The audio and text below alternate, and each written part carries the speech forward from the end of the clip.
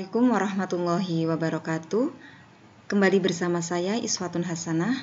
Kali ini kita akan belajar materi dahsyatnya persatuan dalam ibadah haji dan umroh part 1. Mata pelajaran Pendidikan Agama Islam dan Budi Pekerti SMP kelas 9. Pengertian haji. Secara bahasa, haji berasal dari bahasa Arab yaitu hajjah, yang artinya menyengaja sesuatu. Secara istilah, haji adalah sengaja mengunjungi Ka'bah atau Baitullah untuk melakukan beberapa amal ibadah dengan syarat-syarat yang telah ditentukan. Adapun hukum ibadah haji yaitu wajib bagi orang Islam yang mampu dan kewajiban itu hanya sekali seumur hidup.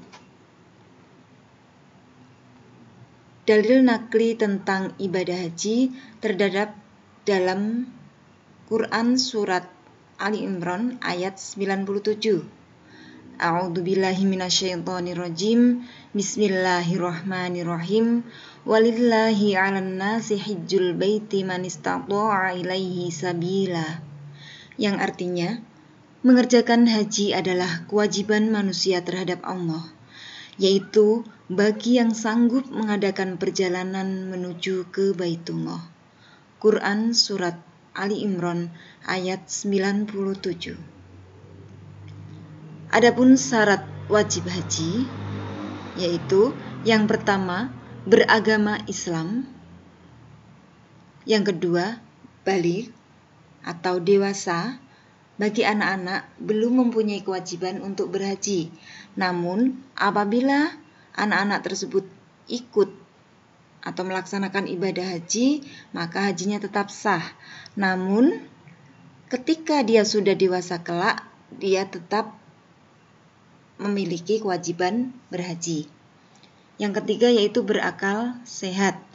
Orang gila sekalipun kaya itu tidak mempunyai kewajiban berhaji, kecuali jika sudah sembuh dari penyakit gilanya. Yang keempat yaitu merdeka. Kalau dulu merdeka itu artinya bukan budak, namun sekarang merdeka di sini bisa diartikan orang tersebut tidak sedang dalam ancaman, misalnya sedang diculik atau sedang disandra. Berarti kebebasan orang tersebut masih terancam, berarti belum merdeka. Kemudian yang berikutnya yaitu mampu. Mampu di sini meliputi mampu secara fisik, materi, maupun secara keamanan. Mampu secara fisik artinya orang tersebut tidak sedang sakit. Fisiknya mampu melakukan perjalanan ibadah haji. Yang kedua yaitu mampu secara materi. Mampu secara materi di sini meliputi biaya ongkos naik haji, biaya atau bekal selama dalam perjalanan haji, kemudian juga biaya atau bekal yang ditinggalkan untuk keluarga di rumah. Dan yang ketiga yaitu mampu dalam kondisi aman, keamanannya terjamin, baik di daerah asal maupun di daerah tujuan ataupun daerah-daerah yang sedang dilalui itu dalam kondisi aman. Artinya sedang tidak dalam kondisi perang misalnya atau dalam kondisi konflik yang itu akan mengancam keselamatan jamaah haji. Jika sudah terpenuhi kelima syarat ini, maka seseorang tersebut wajib melakukan ibadah haji. Jika tidak melakukan, maka berdosa. Perbedaan rukun haji dan wajib haji. Tadi dikatakan bahwa haji adalah melakukan rangkaian. Nah, rangkaiannya itu ada rukun, ada wajib haji. Perlu diketahui perbedaan antara rukun haji dan wajib haji. Rukun haji adalah serangkaian kegiatan yang apabila salah satunya tidak dikerjakan, hajinya tidak sah dan tidak boleh digantikan dengan dam.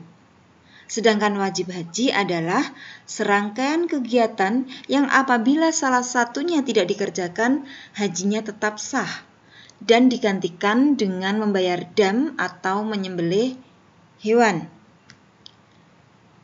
Adapun rangkaian rukun haji yang harus dilakukan oleh para jamaah haji, yang pertama adalah ihram, yang kedua wukuf di Arafah, yang ketiga tawaf ifadah, yang keempat sa'i di antara Safa dan Marwah, yang kelima tahallul atau mencukur rambut, dan yang terakhir adalah tertib. Masing-masing akan saya berikan penjelasan tentang poin-poin rukun haji. Yang pertama tentang ihram. Ihram ialah berniat mengerjakan ibadah haji dengan memakai pakaian ihram seperti gambar di samping. Adapun ketentuan dari pakaian ihram, laki-laki dan perempuan ada perbedaan. Untuk yang laki-laki ini hanya 2 helai atau 2 lembar kain tanpa berjahit. 1 lembar digunakan untuk disarungkan, yang satunya lagi diselempangkan. Sedangkan pakaian ihram untuk perempuan seperti pakaian busana muslim biasa yang menutup seluruh tubuh kecuali muka dan telapak tangan. Niat ihram ini dilakukan dengan ikhlas di dalam hati. Jika diucapkan, bunyi niatnya sebagai berikut. Bismillahirrahmanirrahim. Labbaik Allahumma hajjan. Yang artinya, kupenuhi panggilanmu untuk berhaji. Rukun haji yang kedua yaitu wukuf di Arafah, yaitu hadir di padang Arafah pada waktu yang telah ditentukan, yaitu mulai dari tergelincirnya matahari waktu duhur tanggal 9 Dzulhijjah sampai terbenamnya matahari tanggal 9 Dzulhijjah. Berikutnya yaitu tawaf ifadah. Tawaf adalah mengelilingi Ka'bah sebanyak 7 kali, dimulai dari sudut Hajar Aswad dan berakhir di sudut Hajar Aswad pula. Dan Ka'bah berada di sebelah kiri orang yang bertawaf. Arah putarannya berlawanan dari arah jarum jam. Rukun haji yang berikutnya yaitu sa'i. Sa'i adalah berjalan dan berlari-lari kecil dari Bukit Safa ke Bukit Marwah. Adapun tata caranya adalah yang pertama, dimulai dari Bukit Safa dan disudahi di Bukit Marwah. Yang kedua, dilaksanakan sebanyak 7 kali dan dilaksanakan sesudah tawaf.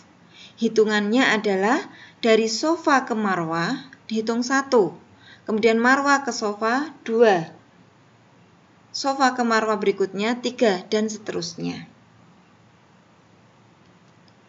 Kemudian rukun haji berikutnya tahallul.